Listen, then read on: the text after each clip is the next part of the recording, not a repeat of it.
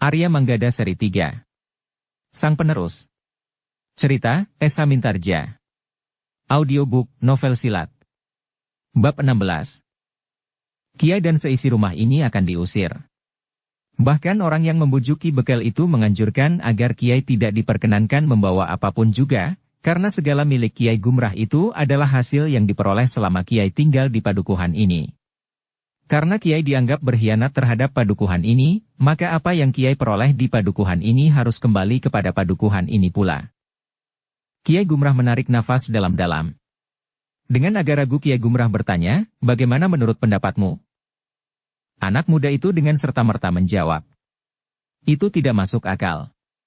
Karena itu, anak-anak muda yang mengenal Kiai Gumrah dengan baik serta yang pada akhir-akhir ini bergaul dengan Manggada dan Laksana, menganggap hal itu tidak dapat diterima begitu saja.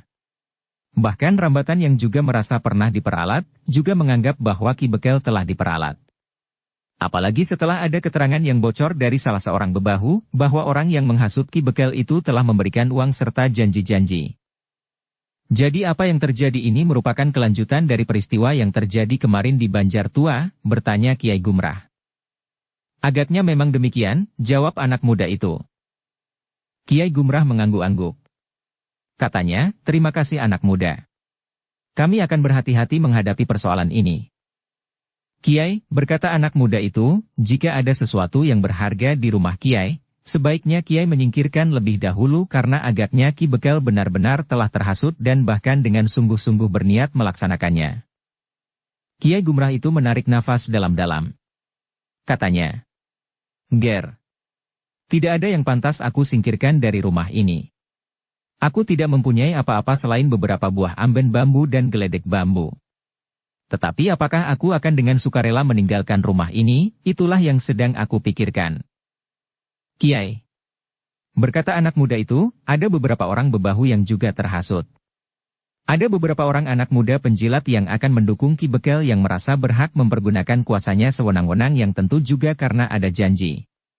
Bukankah dengan demikian sebaiknya Kiai tidak melawan mereka?" "Angger," berkata Kiai Gumrah, "kami seisi rumah ini memang tidak akan mampu melawan mereka. Tetapi bukankah kami wajib mempertahankan hak kami? Kiai, Manggada dan Laksana memiliki kemampuan untuk berkelahi sebagaimana terjadi di Banjar kemarin. Tetapi jika yang bakal datang itu adalah Ki Bekel sendiri serta beberapa orang bebahu yang juga termasuk Ki Jagabaya dan beberapa orang anak muda, apa yang dapat dilakukan oleh Manggada dan Laksana?" Kiai Gumrah mengangguk-angguk. Katanya, "Kami akan memikirkannya, Ger. Aku menyatakan sangat berterima kasih atas kesediaanmu memberitahukan hal ini kepadaku." "Kiai, hal ini aku lakukan karena kami tahu Kiai tidak bersalah." "Bahkan Rambatan pun menganggap demikian pula," jawab anak muda itu bersungguh-sungguh, "tetapi sekali lagi kami minta, Kiai jangan mencoba untuk mempertahankan hak Kiai atas tanah ini, karena agaknya hal itulah yang mereka harapkan." "Kenapa mereka mengharapkan hal itu?" bertanya Kiai Gumrah dengan heran. "Mereka mempunyai alasan untuk berbuat kasar. Mereka akan mengusir Kiai dengan kekerasan," jawab anak muda itu. Kiai Gumrah mengangguk-angguk. Katanya kemudian, "Terima kasih Ger atas keteranganmu." Ternyata masih ada juga anak-anak muda yang berbicara dengan hati nuraninya. "Baiklah, Kiai. Aku minta diri. Jika Ki Bekel dan orang-orang yang sejalan dengan sikapnya mengetahui aku ada di sini, mereka tentu akan marah kepadaku," jawab anak muda itu. Dengan demikian, maka anak muda itu pun segera meninggalkan rumah Kiai Gumrah. Dengan hati-hati anak muda itu pun segera menghilang di tikungan jalan sempit di sebelah halaman rumah Kiai Gumrah itu. Sepeninggal anak muda itu, Kiai Gumrah pun bertanya kepada Manggada dan Laksana yang ikut mendengarkan pembicaraan itu, apakah anak muda itu juga yang kemarin datang memberitahukan niat Rambatan untuk membalas dendam? "Bukan kek. Tetapi anak muda ini adalah sahabat dari anak muda yang datang kemarin. Mereka selalu bersama-sama pergi ke sawah dan bahkan meronda di malam hari. Merekalah yang sering duduk berlama-lama di Banjar Tua itu bersama kami berdua." "Baiklah," berkata Kiai Gumrah, "aku justru menganggap bahwa persoalannya menjadi semakin jelas. Tentu ada hubungannya dengan sikap Darpati.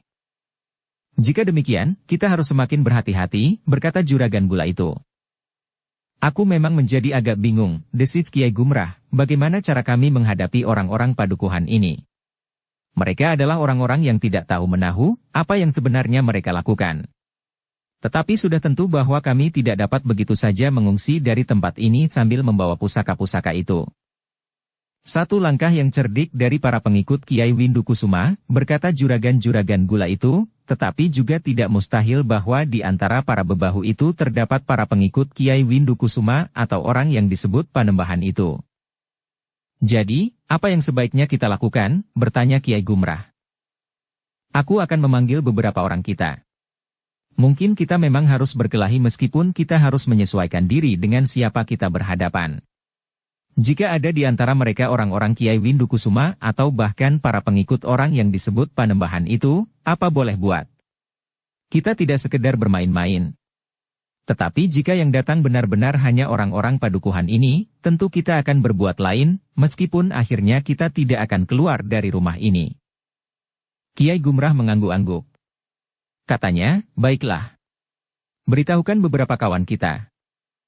Kedua orang tamu Kiai Gumrah itu pun segera minta diri.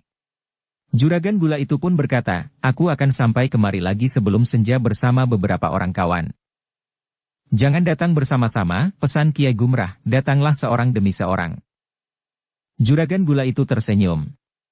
Katanya, kau kira aku sudah menjadi demikian dungu sehingga kau perlu berpesan seperti itu?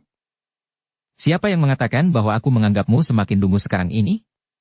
Dengar, aku menganggapmu dungu sejak dahulu. Setan kau. Jika demikian, aku akan duduk di sini saja sambil menghirup minuman hangat, jawab juragan gula itu.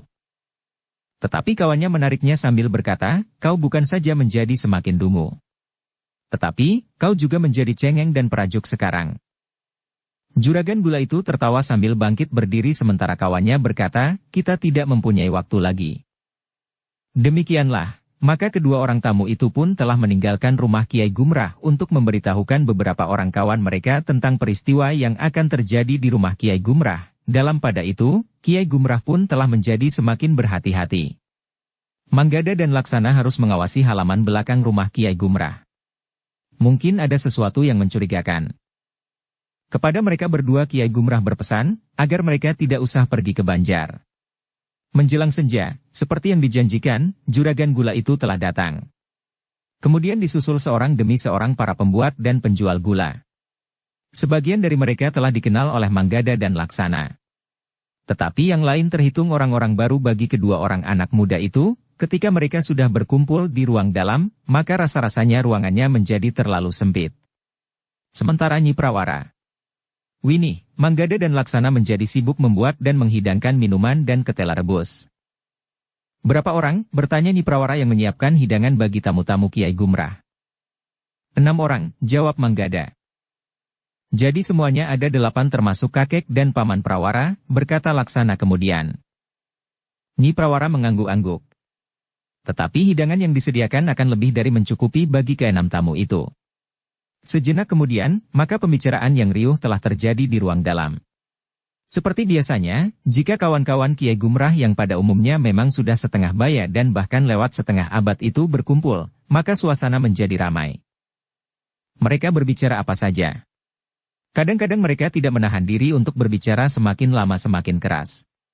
Suara tertawa yang kadang-kadang meledak mewarnai pembicaraan mereka. Namun dalam pada itu, setelah mereka minum beberapa teguk serta menelan sepotong-sepotong ketela rebus, mereka bertanya, kenapa kami diundang untuk datang ke rumah ini? Sebelum Kiai Gumrah menjawab, seorang di antara para tamu itu menyahut, biasanya Kiai Gumrah memperingati hari kelahirannya. Bahkan Tumbuk Ageng. Kenapa biasanya? Bertanya yang lain, bukankah Tumbuk Ageng itu hanya terjadi sekali dalam hidup seseorang?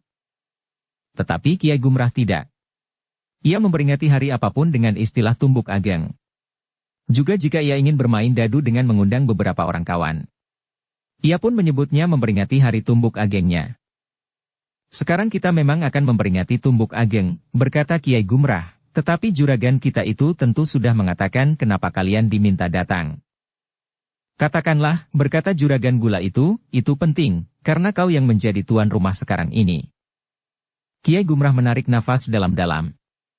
Namun ia pun kemudian mengatakan, kenapa ia mengharap kawan-kawannya yang sempat dihubungi untuk datang.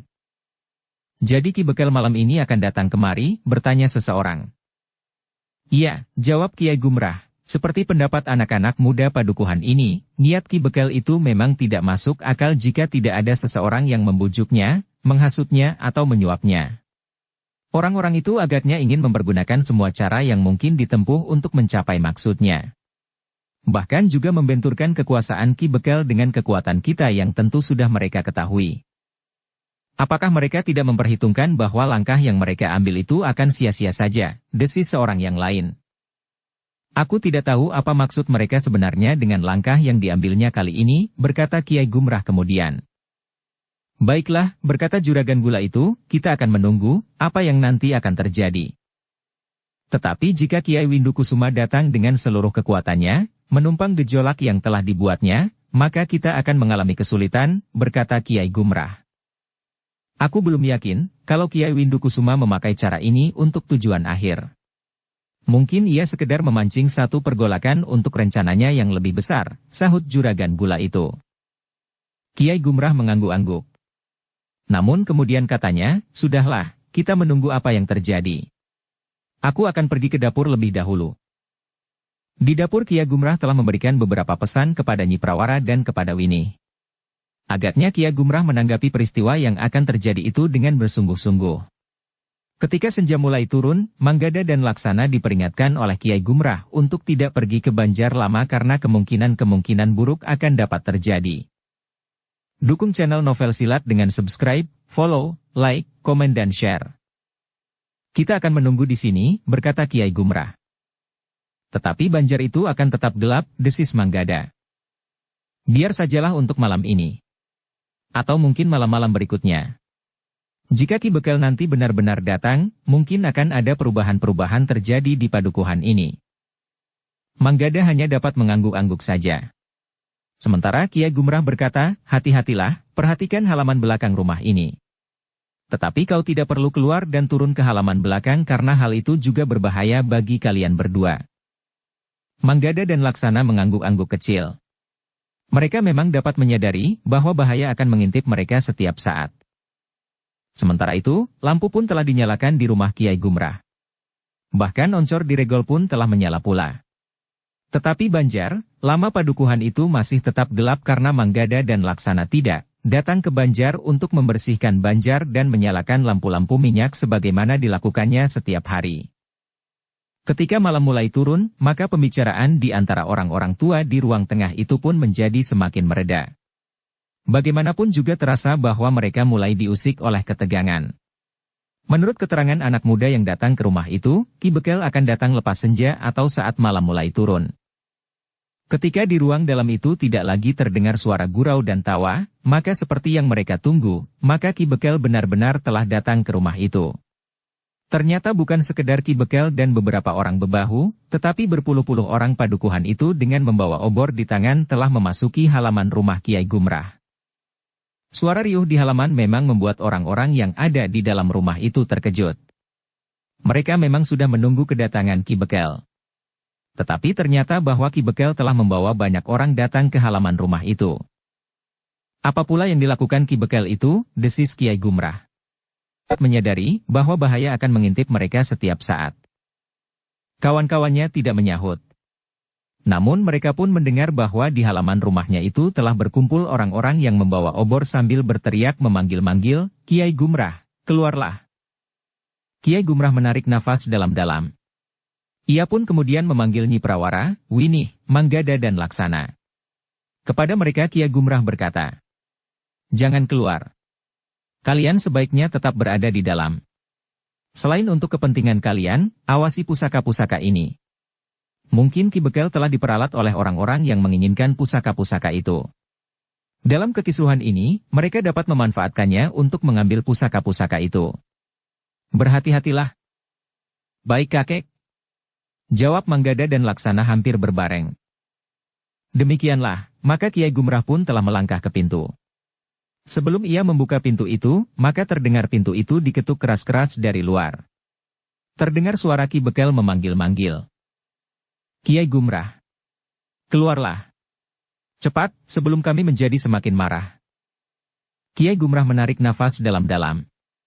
Namun kemudian ia pun segera membuka pintu. Ki Bekel memang berdiri di depan pintu. Ketika pintu itu terbuka, maka Ki Bekel pun segera melangkah surut. Beberapa orang pun telah ikut melangkah surut pula. Ki Bekel itu mengerutkan dahinya ketika ia melihat beberapa orang lain telah keluar pula dan rumah Kiai Gumrah. Jadi kalian sudah bersiap-siap menyambut kedatangan kami, heh, berteriak Ki Bekel. Ki Bekel, berkata Kiai Gumrah, aku tidak tahu apa yang telah terjadi. Tetapi perkenankan aku mengucapkan selamat datang kepada Ki Bekel dan beberapa puluh orang saudara-saudaraku yang malam ini datang ke rumahku. Kiai Gumrah, berkata Ki Bekel, aku akan langsung ke persoalannya saja. Aku datang untuk menjatuhkan keputusan bahwa kau harus meninggalkan rumah ini. Rumah dan halaman yang kami sediakan bagimu dan keluargamu ternyata tidak berarti sama sekali bagi padukuhan ini. Justru sebaliknya, kehadiranmu di rumah ini telah membuat persoalan yang sangat merugikan padukuhan ini. Kiai Gumrah termangu-mangu sejenak. Namun kemudian katanya, Ki Bekel. Aku tidak tahu apa maksud Ki Bekel sebenarnya. Jangan berpura-pura. Aku sudah memperingatkanmu, jika kau berbuat kesalahan lagi, maka kau akan kami usir dari padukuhan ini. Ternyata kau tidak mendengarkan peringatanku itu. Dan kau benar-benar telah melakukan kesalahan lagi. Bahkan nampaknya kau sengaja bersama cucu-cucumu. Karena itu, maka kami sudah kehabisan kesabaran. Kalian, seisi rumah ini harus pergi. Tetapi karena segala milikmu adalah hasil dari tanah dan ladangmu, termasuk kebun kelapamu, maka kau tidak berhak membawanya. Semuanya harus kau tinggalkan. Yang dapat kau bawa hanyalah pakaian yang sekarang melekat di tubuhmu itu saja. Ah, desah Kiai Gumrah, Ki Bekel jangan bergurau. Setan kau. Aku tidak bergurau. Aku bersungguh-sungguh. Kalian kami usir dari padukuhan ini. Kalian tidak perlu bertanya lagi. Kalian tentu sudah tahu akan kesalahan kalian. Ki Bekel, berkata Kiai Gumrah, ketika aku menerima peringatan dari Ki Bekel kemarin, maka aku pun telah mengingatnya dengan baik. Aku sudah menasehati cucu-cucuku agar mereka tidak melakukan kesalahan lagi. Omong kosong, geram Ki Bekel, kau lihat, malam ini Banjar Lama itu gelap gulita. Halamannya kotor seperti rumah yang sudah bertahun-tahun tidak berpenghuni. Oh. Kiai Gumrah mengangguk-angguk, tetapi bukankah itu kesalahan yang tidak mendasar? Tidak sebagaimana dilakukannya kemarin. Sehari ini aku marahi cucu-cucuku, sehingga mereka dan juga aku, justru lupa menyalakan lampu. Sementara itu, kesalahan kecil itu apakah seimbang dengan keputusan yang Ki Bekel ambil untuk mengusir kami dari rumah ini? Jangan banyak bicara, berkata Ki Bekel, kami tidak ingin berbantah tentang apapun juga. Tetapi keputusan kami sudah bulat. Kalian harus pergi, bahkan Ki Bekel itu tiba-tiba saja menghadap kepada orang-orang yang mengikutinya sambil bertanya, apakah pendapat kalian tentang kakek tua yang keras kepala ini? Usir saja. Usir saja, terdengar teriakan gemuruh. Bahkan seseorang di antara mereka berteriak. Jika perlu, bunuh saja. Celakanya beberapa orang menyahut, bunuh saja. Bunuh saja. Kiai Gumrah memang menjadi tegang. Bukan karena ia ketakutan menghadapi orang banyak. Tetapi Kiai Gumrah memang bingung, apa yang harus dilakukan terhadap orang-orang itu. Ketika teriakan orang-orang itu menjadi semakin keras, maka Ki Bekel berkata, nah, kau dengar tuntutan mereka atas kalian? Karena itu, sekarang kalian dan orang-orang yang kalian kumpulkan di rumah ini harus pergi tanpa membawa apapun juga. Ki Bekel, sahut Kiai Gumrah, ternyata Ki Bekel tidak adil. Beritahu kesalahanku. Beri aku kesempatan untuk membela diri. Jika ternyata aku benar-benar bersalah, maka aku tidak akan berkeberatan untuk pergi.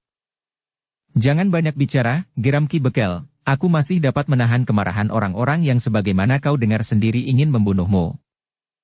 Tetapi Ki Bekel harus memberikan penjelasan, sahut Ki Gumrah, Ki Bekel tidak dapat berlaku sewenang-wenang. Ki Bekel harus menenangkan orang-orang itu. Atau Ki Bekel dapat menunjuk salah seorang di antara mereka untuk mengatakan apa kesalahanku sehingga mereka ingin mengusirku, bahkan membunuhku.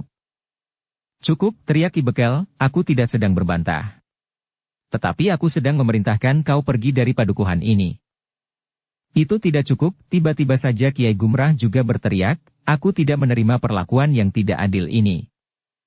Teriakan Kiai Gumrah justru mengejutkan sehingga Ki Bekel dan orang-orang yang berkumpul di halaman Kiai Gumrah itu terdiam. Kesempatan itu dipergunakan oleh Kiai Gumrah untuk berbicara selanjutnya. Nah, siapa yang dapat menunjukkan kesalahanku atau kesalahan cucu-cucuku? Maksudku tentu kesalahan yang mendasar. Yang berarti, sehingga pantas dijadikan alasan untuk mengusir aku dari padukuhan ini. Katakan. Siapa yang akan mengatakannya? Orang-orang itu justru terdiam, atau sekedar prasangka buruk? Atau lebih buruk dari itu? Fitnah, hasutan orang lain karena iri, dengki atau kepentingan-kepentingan yang lain. Ki Bekel yang tidak siap menerima pertanyaan, yang beruntun itu justru terdiam. Meskipun wajahnya menjadi tegang, tetapi mulutnya justru terbungkam. Ia tidak dapat langsung menjawab. Apalagi orang-orang lain yang mengikutinya sambil membawa obor itu. Mereka benar-benar menjadi bingung. Sementara beberapa orang di antara mereka sebelumnya sama sekali tidak mempunyai persoalan apapun dengan Kiai Gumrah yang mereka kenal sebagai seorang penyadap legen kelapa untuk dibuat gula.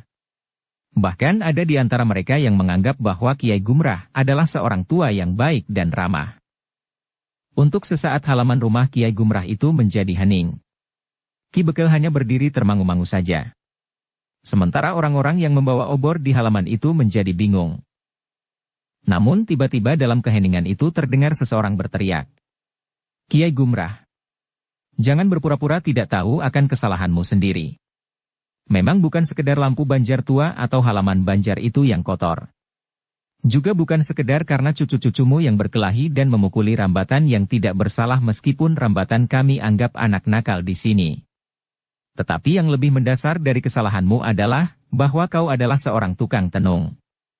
Kau mempunyai kemampuan ilmu sihir yang kau pergunakan untuk tujuan yang buruk. Kau sudah membunuh beberapa orang dengan tenungmu atas upah orang lain. Kiai Gumrahlah yang kemudian terkejut mendengar jawaban itu. Ia sama sekali tidak menyangka bahwa tuduhan yang dilemparkannya adalah pekerjaan yang sama sekali tidak dimengertinya. Tenung. Karena itu, maka Kiai Gumrah pun langsung mengerti bahwa orang yang menghasut Ki Bekel adalah orang yang benar-benar menghendaki kehancurannya. Dengan demikian, maka hampir di luar kesadarannya ia pun berdesis kepada kawan-kawannya, kita benar-benar berhadapan dengan mereka. Tetapi kita belum tahu sejauh mana sasaran yang mereka kehendaki dengan permainan yang kotor ini. Kawan-kawannya pun mengangguk-angguk. Mereka pun melihat permainan yang kotor dan licik itu. Bahkan orang-orang yang berniat mengambil pusaka-pusaka itu sampai hati mengumpankan orang-orang yang tidak tahu apa yang sebenarnya mereka lakukan itu. Dalam pada itu, maka terdengar suara itu lagi. Jika kita ingin padukuhan kita bersih, maka orang tua itu harus diusir dari padukuhan ini. Jika perlu bunuh saja, suara itu terdengar lagi. Tetapi tidak terdengar sahutan yang serta-merta. Orang-orang yang membawa obor itu tidak lagi berteriak-teriak. Namun dalam pada itu, Ki Bekel yang seakan-akan sudah terbangun dari mimpinya itu tiba-tiba saja telah berteriak pula. Nah, apa katamu Kiai Gumrah? Berapa orang yang telah kau bunuh dengan tenagamu dengan upah orang lain? Orang-orang yang tidak pernah bersalah kepadamu dan bahkan belum pernah mengenalmu, harus mati karena ilmu hitammu. Dan suara itu terdengar lagi, bunuh saja. Bunuh saja. Karena tidak ada sahutan yang gemuruh, maka Ki Bekel pun kemudian berteriak, heh, saudara-saudaraku. Jika kemarin Kiai Gumrah telah membunuh orang yang tidak kalian kenal, apa kata kalian jika besok atau lusa kalian sendiri yang akan dibunuhnya? Apalagi setelah Kiai Gumrah melihat kalian datang malam ini bersamaku untuk mengusirnya. Beberapa orang memang mulai terpengaruh lagi. Tetapi tidak menghentak dan bahkan ada orang yang sempat berpikir apa yang sebenarnya dilakukannya. Dalam pada itu Kiai Gumrah pun berkata, saudara-saudaraku, satu perbuatan yang keji telah dilakukan oleh sekelompok orang yang datang untuk menghasut Ki Bekel dan bahkan menghasut kalian semuanya. Jika aku pernah membunuh seorang pun dengan tenung, nah, katakan siapakah yang telah aku bunuh itu? Apa pula tanda-tandanya bahwa akulah yang telah membunuhnya? Sebelum kalian datang ke rumahku hari ini, apakah kalian pernah mendengar sepatah kata pun dari siapapun yang mengatakan bahwa aku memiliki ilmu tenung? Tidak saudara-saudaraku. Baru saat ini orang yang menuduhku mempunyai ilmu tenung itu ingat tuduhan apakah yang terbaik dikatakan untuk memperkuat niatnya mengusir aku, meskipun aku tidak tahu apakah tujuannya yang sebenarnya. Jangan dengarkan ia membual, terdengar suara dari antara orang-orang yang membawa obor itu, orang tua tukang tenung itu harus diusir dari padukuhan ini. Dan suara yang itu juga terdengar lagi, bunuh saja orang tua tukang tenung itu. Tetapi dengan cepat Kiai Gumrah berkata, saudara-saudaraku, kalian tidak usah bersusah payah membunuh aku. Jika kalian dapat membuktikan bahwa aku tukang tenung, maka aku akan membunuh diri di hadapan saudara-saudaraku malam ini juga. Bohong. Omong kosong, teriak seseorang, selama ini orang yang kau bunuh adalah orang-orang yang tidak tinggal di padukuhan ini. Tetapi besok, lusa dan kesempatan berikutnya, Ki Bekel pun berteriak pula, orang itu memang licik. Sekarang kita harus segera bertindak. Usir orang itu. Usir juga kawan-kawannya. Mereka tentu juga tukang tenung atau pembantu-pembantu Kiai Gumrah. Tetapi juragan gula itulah yang kemudian melangkah maju sambil berkata, Kisanak, apakah kalian lupa kepadaku? Apakah kalian belum mengenal aku? Sebagian besar dari Kisanak tentu pernah berhubungan dengan aku. Mungkin di pasar atau di rumah atau di mana saja. Demikian pula kawan-kawanku yang hari ini sengaja datang untuk sekedar berbincang di rumah ini. Bukankah gula kami tetap manis? Nah, kenapa tiba-tiba saja kalian seperti orang bermimpi dan berbicara tentang tenung? Cukup. Cukup. Ki Bekel berteriak. Lalu katanya kepada orang-orang yang datang bersamanya, nah, kalian sudah mulai merasakan betapa tajamnya pengaruh sihirnya atas kalian. Kalian yang datang dengan tekad yang bulat, kini kalian seakan-akan telah kehilangan diri kalian, masing-masing. Karena itu, maka kalian harus cepat bertindak sebelum kalian akan menjadi lemas dan jatuh pingsan di halaman rumah ini. Padukuhan ini mulai besok akan dimakan pagebluk pagi sakit, sore mati dan sore mulai sakit, paginya sudah mati. Beberapa orang mulai tergerak lagi. Para bebahu yang sudah terbius oleh janji-janji yang muluk tanpa menghiraukan kebenaran telah berteriak pula, usir orang itu. Dan suara itu terdengar lagi, bunuh saja. Bunuh saja. Orang-orang yang membawa obor itu menjadi semakin kebingungan. Tetapi ketika Ki Bekel dan para bebahu mulai bergerak dan berteriak-teriak, maka beberapa orang pun telah mulai melakukannya pula. Namun dalam sekilas Kiai Gumrah dan kawan-kawannya sempat melihat beberapa orang yang tidak dikenalnya di antara mereka yang membawa obor itu. Karena itu, maka Kiai Gumrah pun berteriak keras-keras. Heh, lihat. Siapakah yang berteriak paling keras di antara kalian? Selain Ki Bekel, lihat, apakah kalian, orang-orang padukuhan ini mengenali beberapa orang di antara kalian? Orang yang justru berusaha mempengaruhi kesadaran kalian? Ingat, kita adalah sama-sama penghuni padukuhan ini. Kita sudah mengenal masing-masing lahir dan batinnya. Tetapi kalian lihat, siapakah orang-orang yang paling gigih mengajukan tuntunan terhadap kami malam ini? Tetapi Ki Bekel tidak memberi kesempatan berpikir kepada orang-orangnya. Ia pun kemudian berteriak. Cepat, usir orang itu. Semakin cepat semakin baik. Tetapi Ki Bekel tidak mampu menggerakkan semua orang yang datang ke halaman rumah Kiai Gumrah. Memang beberapa orang yang melihat beberapa orang bebahu mendesak maju, mereka pun ikut-ikutan pula. Bahkan beberapa orang telah mendorong mereka dari belakang. Ketika seorang di antara mereka berpaling, ternyata yang mendorongnya adalah orang yang tidak dikenalnya. Bukan penghuni padukuhan itu. Sementara itu, Kiai Gumrah sesaat menjadi bingung. Ia tidak ingin berkelahi melawan tetangga-tetangganya sendiri. Tetapi ia pun tidak mau menjadi bulan-bulanan oleh Ki Bekel yang telah dihasut oleh orang-orang yang tidak dikenal itu. Karena itu, ketika sebagian dari orang-orang yang datang ke halaman rumah Kiai Gumrah itu mulai bergerak, maka Kiai Gumrah pun berdesis kepada kawan-kawannya, apa boleh buat. Kita tidak akan mengumpankan diri dimakan api obor-obor itu. Tetapi kita harus tahu diri, siapapun yang kita hadapi. Kawan-kawan Kiai Gumrah itu pun menyadari bahwa yang akan mereka hadapi bukan orang-orang padukuhan itu. Tetapi orang-orang yang justru tidak dikenal yang berteriak-teriak paling keras untuk memacu kemarahan orang-orang padukuhan itu. Namun Kiai Gumrah kemudian telah membuat rencana tersendiri. Ketika orang-orang itu mendesak maju, maka ia pun meloncat dengan cepatnya. Jauh melampaui kecepatan yang dapat dibayangkan oleh orang-orang padukuhan itu, yang tidak mengetahui kemampuan Kiai Gumrah yang sebenarnya. Sebelum orang-orang yang datang ke rumahnya itu menyadari, maka Kiai Gumrah telah menangkap Ki Bekel. Diputarnya tangan Ki Bekel itu setelah ditarik beberapa langkah surut menjauhi orang-orang yang bergerak itu.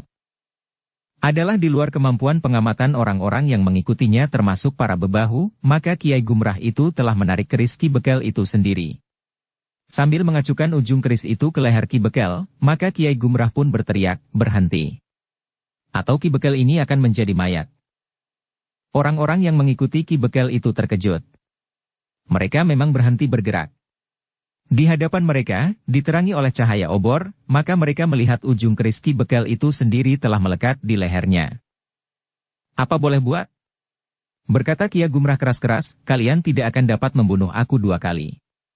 Jika kalian benar-benar ingin membunuhku, maka Ki Bekel ini akan mati juga bersamaku. Para bebahu padukuhan itu menjadi tegang. Sementara itu Ki Bekel sendiri sudah tidak berdaya.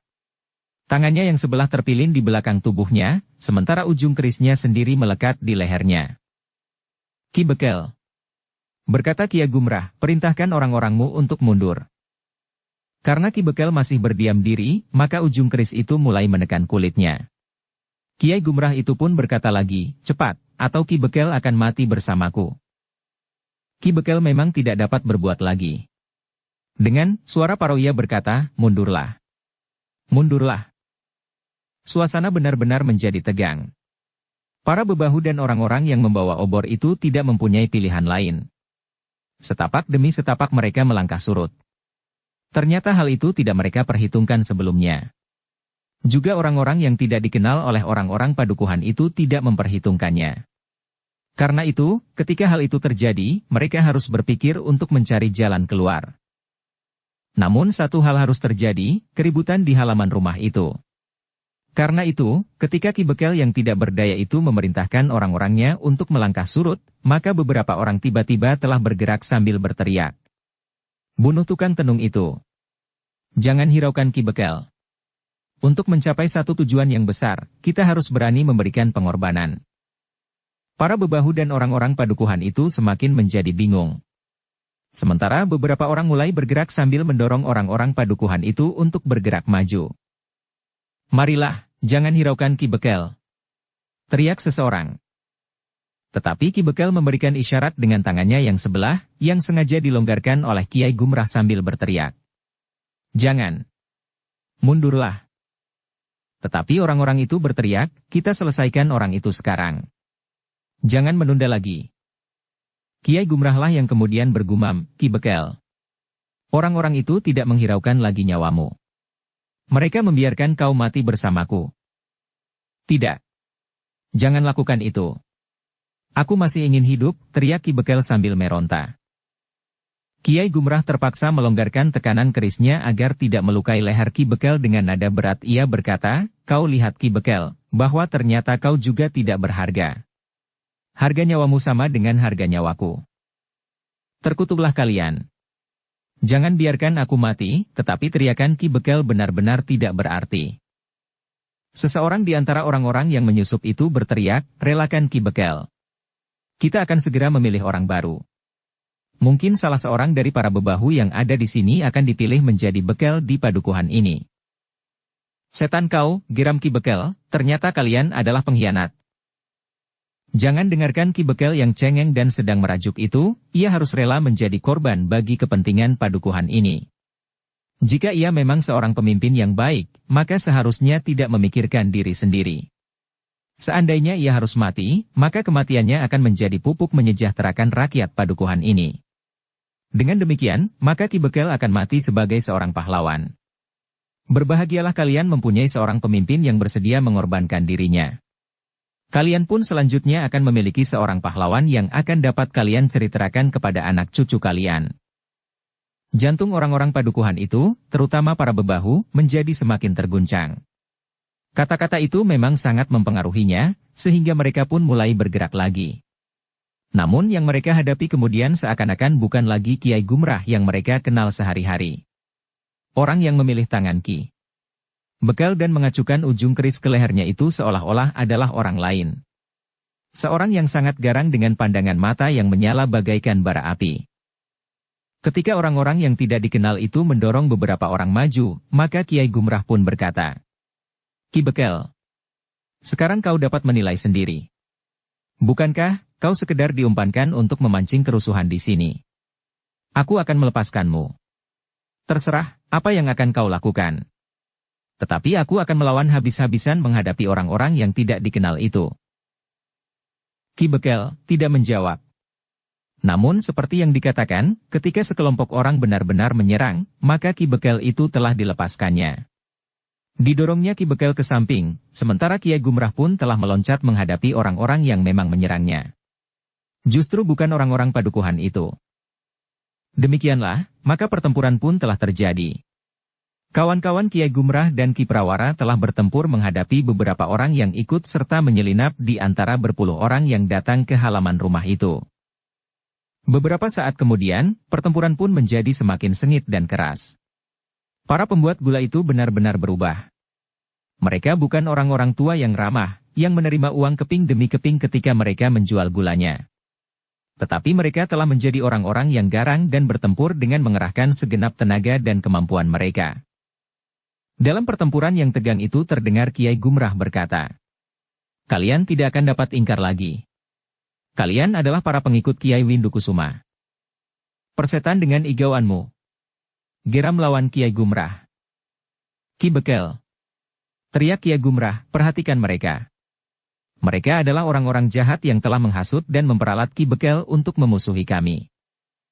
Ki Bekel berdiri termangu-mangu. Para bebahu pun telah berloncatan menepi.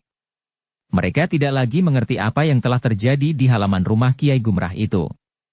Yang mereka lihat adalah pertempuran yang menjadi semakin sengit. Orang-orang yang datang sambil membawa obor itu mulai sempat menilai apa yang telah mereka lakukan. Demikian pula beberapa orang bebahu. Bahkan Ki Bekel sendiri yang merasa dikhianati. Apalagi setelah ternyata Kiai Gumrah telah melepaskannya tanpa menyakitinya.